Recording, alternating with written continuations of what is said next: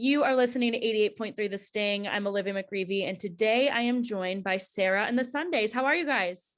Good. Great. Good. So good to see all of you. My first question is just tell me a little bit about yourselves and maybe just how you guys got the idea to start the band. So originally the band kind of began as me and Miles. We've been friends since we were like, I don't know, 1 or 2. And we both were kind of like injured from sports. So we decided we wanted to play some music. We started a band. Liam was in our guitar class, and he overheard us talking about a bassist. So he was like, I'm a bassist, I'll join.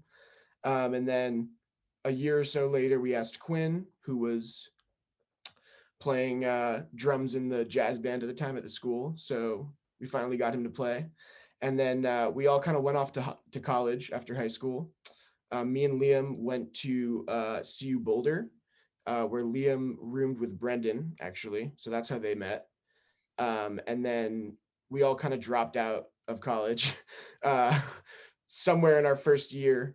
And we decided to move down to Austin and pursue the whole 5-piece thing. So where did the inspiration for your name come from? Because obviously there's not a Sarah here, I don't think. There is not. So Sarah's actually my sister. We were originally the Sundays back when we were a 3-piece, and at our first show, my younger sister Sarah was there, and we ended up taking a picture with her and putting it on Instagram and captioned it Sarah and the Sundays. And then a couple months later, people were kind of getting upset that we were called the Sundays, because there was already a band from like the 80s called the Sundays. So we were like looking back for like ideas for names and stuff, and we saw that picture and it said Sarah and the Sundays, and we were like, that might be it. Who are some of your musical inspirations, or do you guys turn to somewhere specific when you guys are sitting down to write, or collectively do you guys kind of have one inspiration? I'm sure there's probably multiple since there's 5 of you, but Well, because there's 5 of us, yeah, there's just like we each kind of have our own like individual musical tastes, but as a band we're super into like Peach Pit, Pine Grove, Wilco, bands like that. But yeah, individually it's kind of like all over the place. no way. Yeah, drawing in individual inspirations to the songs, I think, makes it more, it's different that way. If we all go in like trying to recreate one song or something, I feel like it kind of limits our imagination. So at the station we have the song Vices in rotation. So do you want to tell our listeners a little bit about that song? That song is a song that I wrote in 2019, and it's about it's hard to say what it's about exactly because I put a lot of different I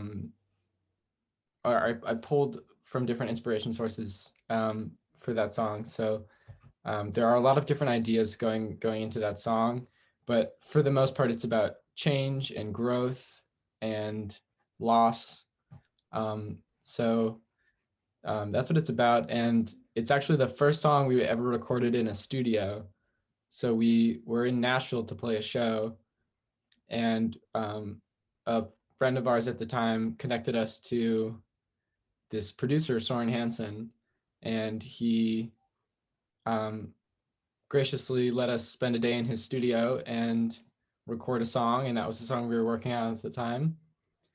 And it turned out amazing to us, so we actually ended up recording our entire album with him. Amazing. So that song is off of your recently released album. Do you guys want to talk a little bit about that? yeah, so we actually went originally, like the idea for the album was really more of just like we had a few songs that we've been playing live for a little while, and we were like, let's make an EP, and then kept writing more songs and kept kind of getting delayed to go record. So we kind of just eventually like realized that we had like 30 songs, and like an EP was probably not the best way to represent those songs. So we decided to go with an album. We went back to Nashville to record with our friend Soren. And it was really interesting because in the past, we've kind of just, made stuff like DIY on our computers and stuff. And this time we we had the opportunity, especially with COVID, to really like practice the songs live together. And then we went to Nashville for 2 weeks and more or less just recorded a song a day, which was a new, exhilarating experience. It was really just like, oh, it was a whirlwind of a couple weeks. So yeah, it was a blast though. It was, yeah, you know, I'll remember it for the rest of my life. So Yeah. yeah, I think that's how I think about the album. Obviously, listeners will take a different ear to it, but Mhm. So since you guys used to do it kind of DIY and then you kind of got more like into like a professional setting, did your creative process change a lot or did you guys kind of stay true to that? It I mean, didn't. sides of it, I guess, change because there's a whole lot of creative process when, you know, like Declan is mixing a song, you're adding certain reverbs and stuff, and like Liam will be tossing in whatever synths he has and plugins rather than Soren just knowing a reverb that sounds really good and just kind of coming in and showing us something and we're like, wow, that sounds really good. So that side of the creative process, um, it I don't think it like limited our or vision at all, but it gave us the opportunity to kind of find it quicker. So because he was doing all these sounds, the tone questing in one day, you know. I also think like we did, prior to going to national recording, we had recorded all the songs on our computer. So we had done what we would have released prior and recorded as an album. We had done that and they were just still our demos. So we got to send all of those to Soren. And when we went to the studio, he already had a really good idea of kind of like the sonic place we wanted to take all these different songs.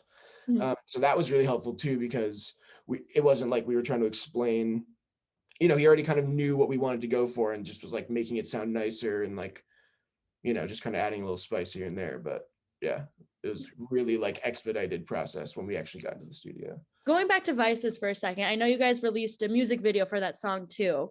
What does your process look like when you're coming up with music videos, or how was that process for you guys? I think in the past, it's kind of just been like we all sit around and kind of just throw ideas around until like maybe something sticks and then somebody will kind of like add to that. I think the idea for the Vices thing was, dude, Declan or Liam's idea. Like the base of kind of like Clown you can makeup. correct me if I'm wrong, Liam, but yeah, like Liam putting on clown makeup for the line like I'm a psycho with spare time. Yeah. And then it kind of built from there and like we all added like things and but yeah, it's a lot of just kind of like sitting around and throwing ideas.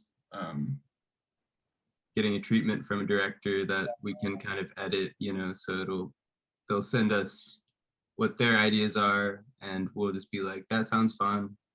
We've never written a treatment, but that's kind of a necessary part of creating a video, have a broad idea of what's going to be going down in the video. And on this video too, we had kind of started working on it prior to the director Eliza Taylor actually like getting involved.